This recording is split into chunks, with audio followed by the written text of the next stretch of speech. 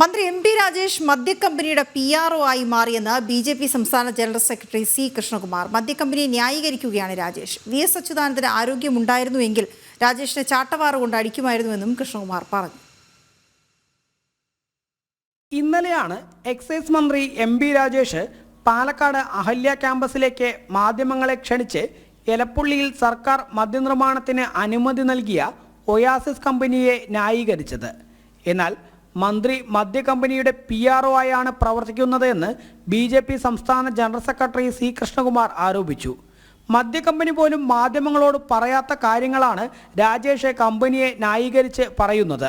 മന്ത്രിയുടെ സന്ദർശനം, മന്ത്രിയുടെ വാദങ്ങളൊക്കെ കേട്ട സമയത്ത് എനിക്ക് തോന്നിയത് അദ്ദേഹം കേരളത്തിൻ്റെ ഒരു സംസ്ഥാന മന്ത്രിയാണോ അതോ ഓയസിസ് കമ്പനിയുടെ PRO കം മീഡിയ കോർഡിനേറ്റർ ആണോ എന്നുള്ള സംശയം വന്നു.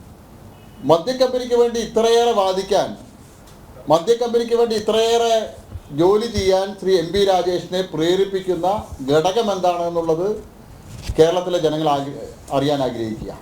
മദ്യക്കമ്പനിയോട് എന്തിനാ ഇത്ര കടപ്പാട്?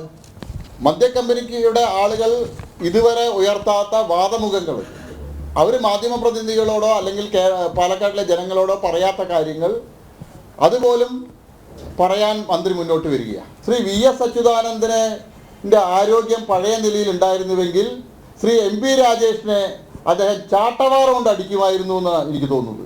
അഹല്യ ക്യാമ്പസ് 500-ലേറെ ഏക്കറിലാണ് പ്രവർത്തിക്കുന്നത്.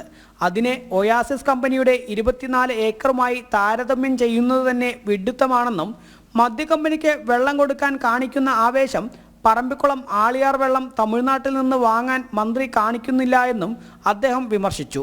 20-22 വർഷം കൊണ്ടാണ് അഹല്യയ്ക്ക് മഴവെള്ള സംഭരണിയിൽ നിന്ന് വെള്ളം ലഭിക്കുന്ന സാഹചര്യം ഉണ്ടായിട്ടുള്ളത്. അഹല്യയിൽ പോയ മന്ത്രി എലപ്പുള്ളിയിൽ കമ്പനി വരുന്ന സ്ഥലത്ത് പോയി അവിടുത്തെ ജനങ്ങളെ കേൾക്കാൻ തയ്യാറാവണമെന്നും കൃഷ്ണകുമാർ പറഞ്ഞു. ജനം, പാലക്കാട്.